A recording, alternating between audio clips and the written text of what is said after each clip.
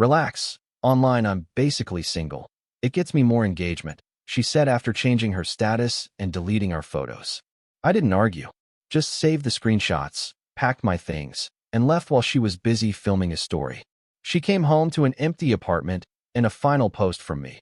A picture of the keys on the counter with the caption, "You're officially single everywhere now." I, 28, male, learned that some people value likes more than love when my girlfriend went single online while we were still together. Vanessa, 26, had been my partner for 2 years. We lived together, split rent, shared a life. Or so I thought.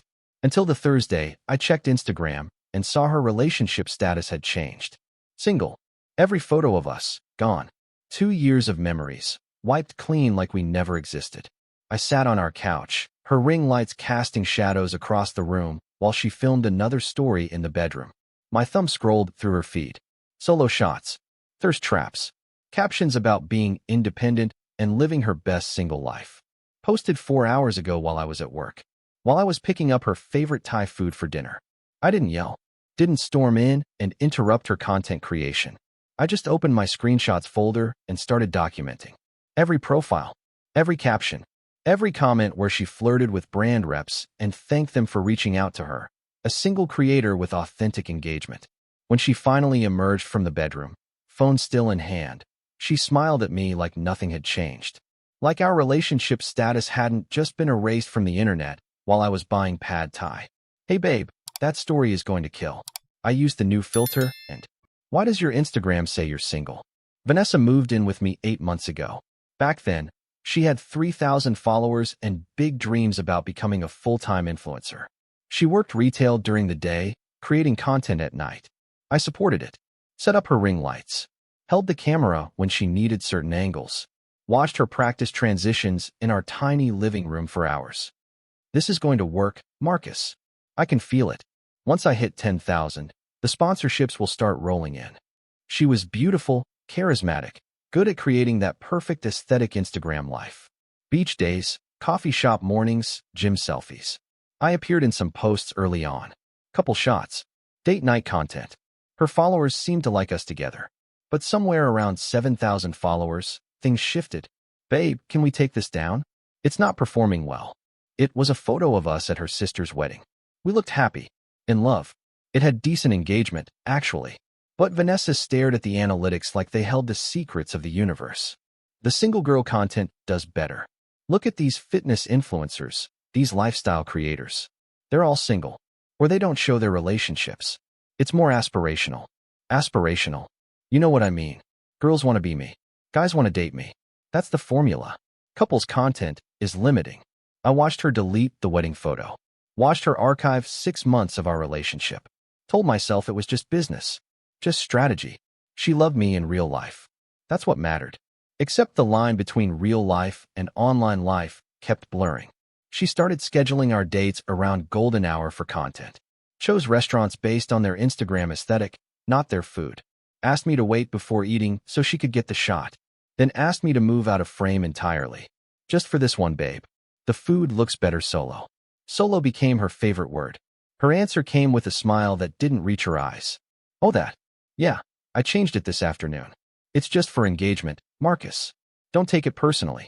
She sat on the arm of the couch, still scrolling through her phone, checking the performance of that story she'd just posted. The one about her single girl morning routine. You deleted all our photos. I archived them. They're still there, just not public. Look, brands want to work with single creators. It's more relatable, more aspirational. My engagement has already gone up 20% since I made the switch. The switch. Yeah, it's strategy, babe. Business strategy. Nothing personal. She leaned over and kissed my forehead. Distracted. Already thinking about her next post. Relax. Online, I'm basically single. It gets me more engagement. Single girls get way more likes and sponsorship interest. But here, in real life, we're fine. This is just content strategy. I looked at her. Really looked at her. At the person who could casually erase our relationship for likes. Who could explain it away as strategy while sitting in the apartment we shared, wearing the hoodie I bought her, planning content about her single life. So I'm your secret. You're being dramatic. It's Instagram, Marcus. It's not real life. But it was real life. Her phone buzzed constantly with DMs from guys thinking she was available. Brand deals for single girl fitness content. Invitations to influencer events where she showed up alone, played single, collected content and contacts. I watched her scroll through messages, responding to flirty comments with winky faces and thank yous. Watched her accept the single girl narrative completely, even though she came home to me every night. "This is temporary," she said, standing up. "Once I hit 20,000 followers, I can pivot to whatever content I want. But right now, this is what works. You understand, right?" She didn't wait for an answer. Just walked back to the bedroom to edit her story, to craft more content about her amazing single life. I sat there in the quiet apartment and made a decision. If she wanted to be single online, she could be single everywhere. But I wasn't going to argue or beg or try to convince her I deserved to exist in her digital life. I was just going to help her commit fully to the narrative. I opened my phone and started taking screenshots. Friday morning, Vanessa left for her retail shift at 9. I called in sick to my graphic design job. Said I had food poisoning. Wasn't completely a lie. I felt sick watching the person I love treat our relationship like a brand liability. I started with her Instagram. Screenshots of her single status. Her bio that mentioned nothing about being taken. Her recent posts with captions like "independent and loving it" and "single girl summer state of mind," posted in April. Her stories about morning routines, gym sessions, coffee runs. All featuring her solo. All carefully crafted to tell the world she was available. Then I moved to the messages she'd left open on our shared iPad. DMs from brand representatives. "Hey gorgeous, love your single girl energy. Want to collaborate?" Her response, "Would love to. My audience really connects with the authentic single lifestyle content." Text threads with her friends. "Girl, the engagement has been insane since I went single online. Marcus is cool with it. He gets that it's just business." More screenshots. Her TikTok, also single. Her Twitter, single. Her Facebook, in a relationship status conveniently hidden from timeline. Every platform carefully curated to erase my existence while she slept in our bed every night. I organized everything in a folder. Dated. Time-stamped. Her own words, her own posts, her own strategy laid out in digital receipts. Then I started packing. Not dramatically, not in anger, just methodically sorting my life from hers. My books from her self-help influencer guides. My clothes from her carefully arranged closet full of content outfits. My kitchen stuff from her aesthetic coffee mugs that looked better on camera than they functioned in real life. I called my buddy Jason. "Hey man, need a favor? You still have that spare room?" "Yeah, why?" "Need it for a few months while I find a place." "Everything okay with Vanessa?" "It will be. She's going to get exactly what she wants." I spent Friday packing while she worked. Spent Friday night packing more while she filmed content in the bedroom. Told her I was organizing my stuff, spring cleaning. She barely looked up from her phone. Saturday, she had a brand collaboration meeting downtown. Some fitness supplement company that wanted her single girl wellness content. She left at 10, said she'd be gone most of the day. Meeting, then lunch with her agent, then a content shoot at some aesthetic coffee shop. Perfect. I loaded my car. 3 trips. Everything that mattered. Furniture could wait. I took photos, clothes, laptop, the things that made the apartment home. Left behind her ring lights, her backdrop, her carefully curated content creation station. Sunday, she had an influencer brunch. More networking. More single girl content opportunities. I made my final trip while she posed with overpriced avocado toast and talked engagement rates with other creators. By Sunday evening, the apartment was hers. All hers. Just like she wanted. Just her and her aesthetic and her single girl narrative. No boyfriend cluttering up her carefully crafted image. I stood in the empty living room one last time. Placed my keys on the kitchen counter. Added my access card. Pulled out my phone and took a photo. Simple. Clean. Keys on white marble. Empty apartment visible in the background. I posted it to my Instagram. Tagged the location of our apartment building. Caption, "You're officially single everywhere now. No more pretending." Then I blocked her on everything and drove to Jason's place. Update 1. Vanessa came home at 7 Sunday night. I know because Jason told me. She lived in his building too, 3 floors down. He heard her in the hallway, heels clicking, laughing on the phone with someone about partnership deals and follower growth. He heard her keys in the lock. Then silence. Then a confused Marcus. Then silence again. Then screaming my name.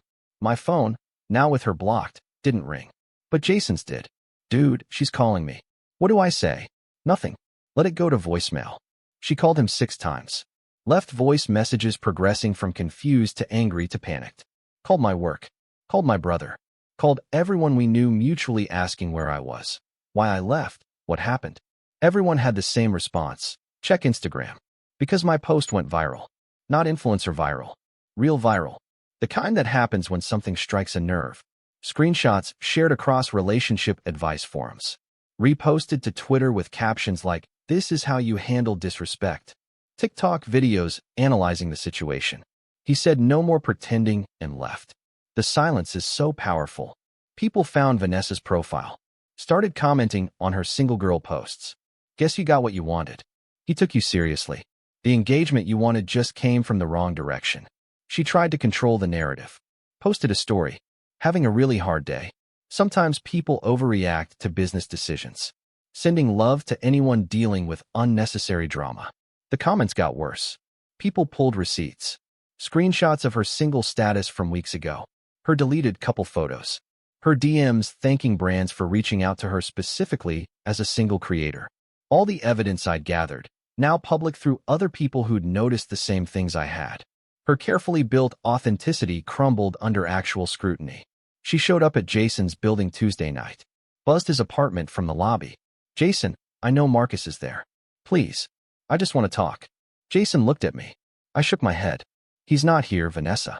I saw his car in the garage." "Then maybe he doesn't want to talk to you." "This is insane. It was just Instagram. Just content strategy. I love him. Tell him I love him." "Then maybe you should have loved him on Instagram too." She called my mom Wednesday. My mom, who'd always been kind to her, who'd welcomed her to family dinners, who'd tried to be supportive of her influencer dreams.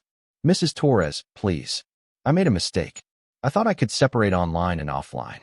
I thought he understood it was just business." My mom, bless her, said exactly what I needed her to say. "Vanessa, my son is worth more than being someone's secret. If you couldn't be proud of him in public, you didn't deserve him in private." Update 2. The fitness supplement company dropped her Thursday. Posted a statement on their Instagram. "We've decided to move forward with creators who demonstrate authentic transparency in all aspects of their brand." Authentic transparency. The exact thing Vanessa had traded for engagement rates. 2 other brands followed. A clothing company. A coffee subscription service. All citing concerns about authenticity and brand alignment. All carefully professional. All deadly to an influencer whose entire value proposition was being relatable and real. Her follower count started dropping. Not dramatically, but steadily. The people who followed her for single girl content felt lied to. The people who'd followed her for couples content had already left when she archived us. She was left with a confused audience and a damaged reputation. She tried to pivot. Posted an apology video. Crying. Filtered tears running down her face. "I made a huge mistake. I let the pressure of growth and engagement cloud my judgment. I hurt someone I love for the sake of content strategy. I'm taking time to reflect on what's really important." The comments were brutal. Reflection won't bring him back. This apology is also content. You're sorry you got caught, not sorry you did it. He's probably doing great without you. That last one was actually true. I was doing great. Better than great. I'd forgotten what it felt like to just live without worrying about golden hour or aesthetic consistency, or whether my presence would hurt someone's engagement rates. Jason's spare room became my creative space. I started taking on freelance design projects I'd been too busy to pursue. Started rock climbing again. Started reading books instead of holding cameras. Started existing for myself instead of as a background character in someone else's content. Friday night, Vanessa posted a long caption on a photo of our old apartment. Empty living room. Her ring lights visible in the corner. Sometimes we lose ourselves chasing the wrong things. I built a following, but lost the person who actually followed through for me. If you're reading this, Marcus, I'm sorry. I'm so sorry. You deserved better than being my secret. You deserve to be celebrated, not hidden. Too late. Too public. Too performative. Because I saw the post. Not directly. I'd blocked her. But Jason showed me, and I saw what everyone else saw. Another piece of content. Another attempt at engagement. Another story in her feed. Even her apology was branded. Update 3. My post kept growing. 20,000 likes. 50,000. Comments from people sharing their own stories about being hidden, being erased, being someone's secret. My ex did this.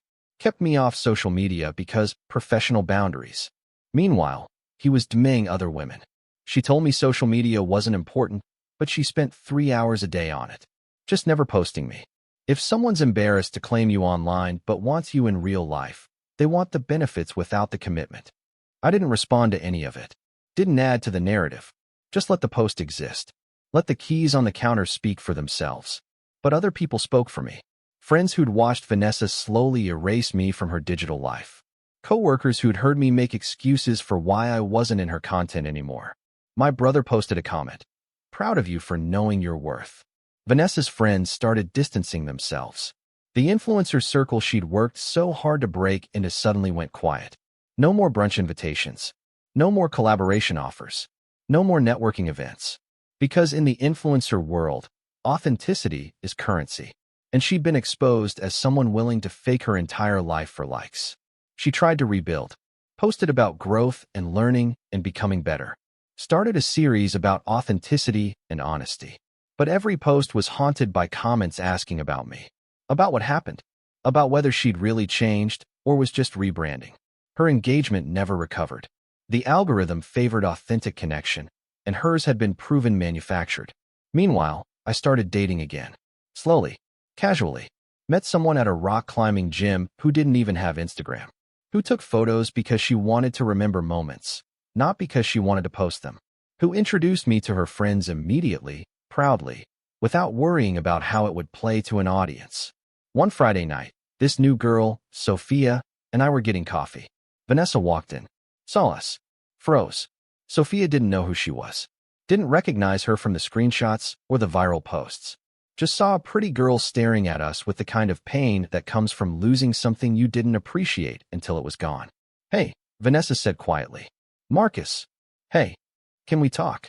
I don't think there's anything to say. I wanted you to know I get it now. What I did.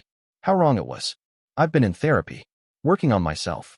Understanding why I prioritize strangers' opinions over your feelings. Sophia touched my arm gently. I'll grab us a table. She left us standing by the counter. Vanessa looked thinner. Tired. Her makeup perfect, her outfit aesthetic, but something hollow behind her eyes. I ruined everything for likes. For validation from people who don't actually know me. And I lost the person who actually did. Yeah, you did. Is there any chance? No. The word hung in the air between us. Simple. Final. Honest. I understand. She blinked rapidly. She seems nice. She is. Does she know? About what I did. She knows I don't date people who think relationships are content strategies. Vanessa nodded slowly. Pulled out her phone, then stopped herself. Old habit. Reaching for the device that had become more important than the person standing in front of her. I deleted Instagram, she said quietly. Took a break from all of it. Trying to figure out who I am without the audience. That's good. You should do that. For what it's worth, you were right. About all of it. I chose wrong. I prioritized wrong. And I'm sorry. I believe you. But you're still done. Yeah, I'm still done. She left before I did. Walked out into the evening without filming it. Without documenting it. Without turning her pain into content. Progress, maybe. But not my problem anymore. Over the next month, I watched Vanessa's digital empire crumble from a distance. Not because I was checking her profiles. I'd moved on. But because mutual friends kept updating me. Kept showing me her latest attempts to salvage her brand. She lost the apartment. Couldn't afford it alone. Moved back in with her parents. Posted nothing about it, because how do you make that aesthetic? The retail job cut her hours. Apparently, they didn't love being associated with the influencer who lied about her entire relationship for engagement. Bad look for a store built on authentic customer connections. Her follower count settled around 4,000. Lower than when we'd started dating. The people who remained were mostly hate watchers or people waiting to see if she'd address the situation again. She did address it. Once. A final post before deactivating her account. I built a house of cards on a foundation of lies. Not lies about products or sponsors, but lies about my life. I told myself it was strategy. That online and offline were separate.